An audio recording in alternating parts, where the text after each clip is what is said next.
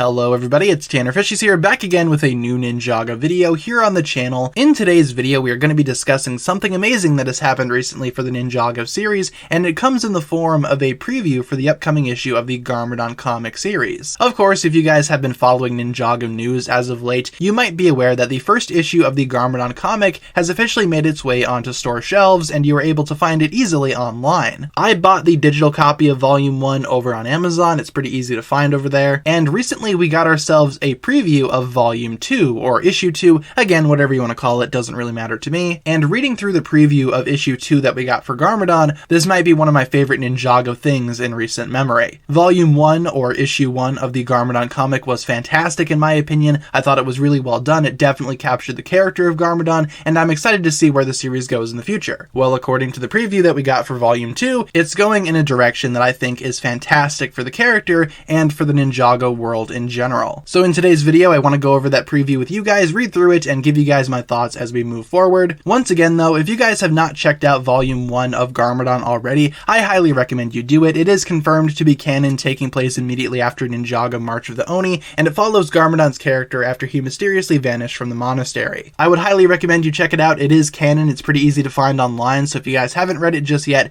feel free to do so. But of course, without further ado, let's jump into this preview of Issue 2 so I can read through it again with you guys and of course give my thoughts on it as we go along. Alright guys, so the first panel that we have to go over here is this one. This is the start of the preview where we see Garmadon just kind of sitting on a rock in front of the monastery of all things, which is kind of a big deal because the last time we saw Garmadon in front of the monastery was back during Ninjago March of the Oni. And as you can see right up here, art not final. Again, that's going to be seen on a lot of these panels. This information is of course subject to change, but we see Garmadon sitting in front of the monastery with a whole bunch of swords in this rock here. Not sure what Garmadon has been doing here. Maybe he's been doing some training. We know that he's at least been visiting somebody at the monastery, and as we can see right here, he's about to meet that special person. Ah, good, I managed to catch up with you. And he takes off his helmet to reveal his glorious white hair. And who exactly has Garmadon been visiting at the monastery? Well, of course, it's none other than Master Wu, which is a pretty major interaction between these two. I didn't really expect these guys to be meeting so quickly. I kind of wonder if Garmadon has been meeting with the ninja as well, maybe even Lloyd, but from what we can see right here in these panels, it does appear as though Garmadon and Wu are just interacting here just between the two of them. Master Wu says the following: "Well, brother, it seems like Ninjago owes you a debt of gratitude once again. A rather peculiar habit for an evil conqueror, don't you think?" To which Garmadon replies, "Ah,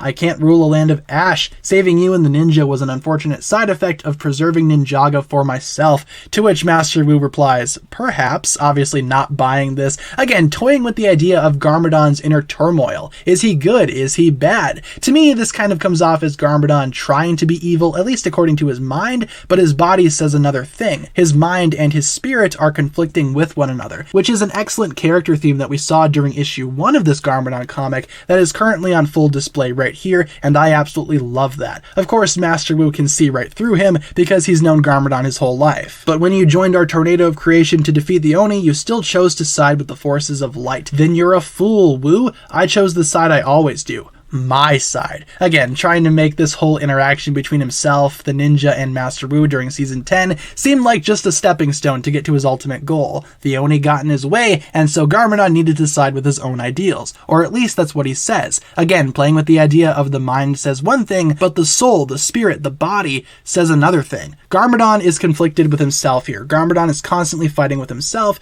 which is a theme that we've seen throughout this comic already, and it's continuing in full force right here, which is absolutely brilliant. I really like this part right here. Master Wu snatches Garmadon's helmet. "Your motives are your own, Garmadon, but the good that has resulted from your actions cannot be denied, not even by you. May I?" And he swipes his helmet. Wow, this thing is heavy. I just love these small interactions between Wu and Garmadon. Wu knows that Garmadon is just full of it. He's not really taking anything seriously that Garmadon says. He knows what's up, and I love this moment between the two. Master Wu proceeds to toss Garmadon's helmet over the cliff, which is absolutely hilarious. Garmadon looks so surprised here and so sad. "What are you doing? How dare you? You will feel the full fury of my might. Nothing will be left of you but dust and..." And then Wu just gives him his own hat. I love this here. Garmadon's about to go full on rage mode, but the Master Wu calms him down. Again, very much toddler-like, very childish for Garmadon, like we saw in March of the Oni. I love how this interaction works. Oh, enough with the theatrics. It's just a hat. Here, wear mine.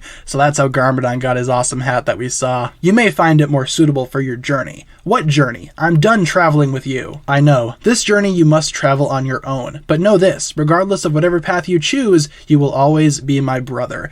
Excellent, excellent, excellent all around. I love these interactions between Wu and Garmadon, especially this part right here where Wu, again, is just kind of fed up with Garmadon's nonsense, slaps a hat on him, calls it good from there. This, to me, seems like a flashback. Maybe this is going to be what happened immediately after March of the Oni. Maybe Garmadon didn't leave at all. Maybe this is immediately after March of the Oni went down. And following this interaction between Garmadon and Wu, maybe this is when Garmadon began his journey to figure things out for himself, find out who he truly is. But again, no matter what happens, Master Wu still considers Garmadon his brother, which is fantastic at the end of the day for both Wu's character and Garmadon's. This comic is by far one of the best things that I've seen for the Garmadon character. It's not even really a contest. I just love how clean and how detailed the characterization is regarding Garmadon, and even Master Wu. It's so faithful to what we see in the Ninjago show, and I absolutely love what this comic is doing. I think throughout all of this, Master Wu is going to be a very big role model to Garmadon, maybe even mirroring what it was during their childhood when Wu looked up to Garmadon. This time, Garmadon is looking up to Master Wu.